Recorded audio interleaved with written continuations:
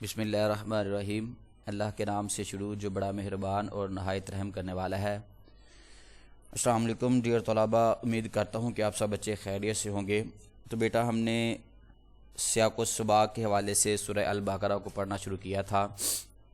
تو آج ہماری آیت ہے آیت نمبر 60 ہے، جس کے اندر ہے اللہ تعالیٰ نے ارشاد فرمایا وَإِذِ اسْتَسْقَىٰ مُوسَىٰ لِقَوْمِهِ فَقُلْنَا اضْرِب بِّعَصَاكَ الْحَجَرَ فَانْفَجَرَتْ مِنْ حُسْنَتَا عَشْرَةَ عَيْنًا۔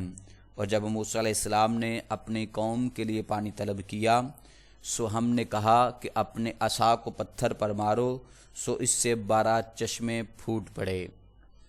تو اس کا بیٹا جی سیاق و سباق یہ ہے کہ اس سے پہلے آیات میں حتاتن کے لفظ کو تبدیل کر کے حنتاتن کا شروع کرنے کا ذکر ہے۔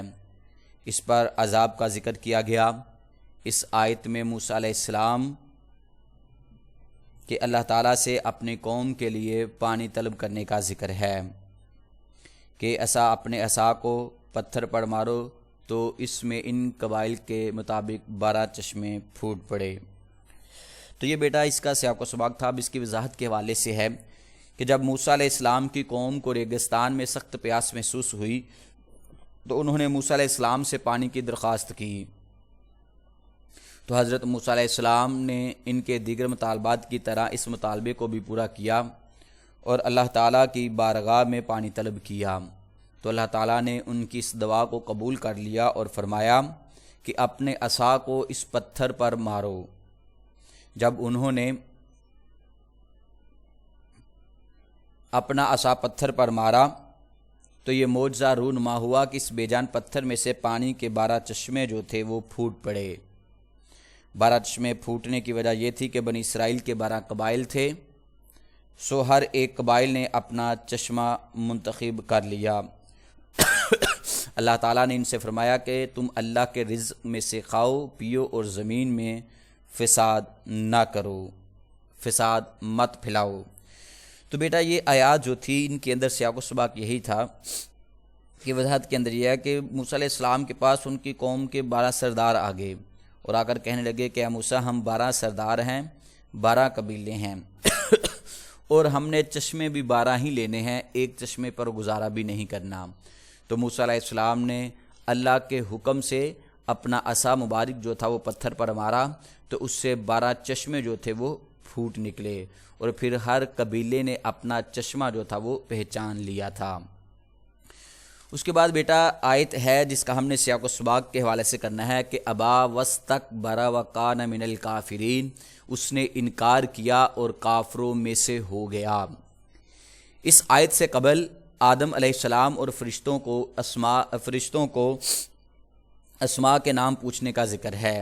حضرت آدم علیہ السلام نے ان اسماء کو بتایا تو اس پر یہ حکم دیا گیا کہ اور اس کے بعد آدم اور حوا علیہ السلام کو جنت میں سکونت اختیار کرنے کا حکم دیا گیا، یعنی رہنے کا حکم دیا گیا۔ اس کے بعد بیٹا اس کی وضاحت یہ ہے کہ اللہ تعالیٰ نے فرشتوں کو حکم دیا کہ آدم علیہ السلام کو سجدہ کرو تو سب نے سجدہ کیا سوائے ابلیس کے۔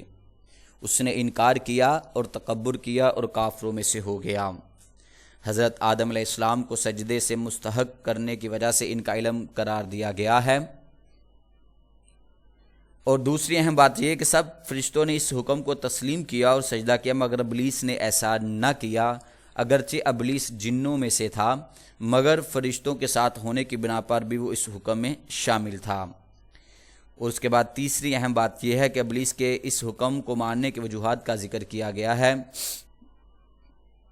کہ اس نے محض غفلت کے بعد سجدہ نہ کرنے کا معاملہ نہیں کیا، بلکہ اس نے اللہ تعالیٰ کے حکم کی نافرمانی کی اور تکبر کیا اور اپنے آپ کو حضرت آدم علیہ السلام سے بہتر قرار دیا اور کہا انا خیر منہ، کہ میں اس آدم سے بہتر ہوں، ان کو مٹی سے اور مجھے آگ سے پیدا کیا گیا۔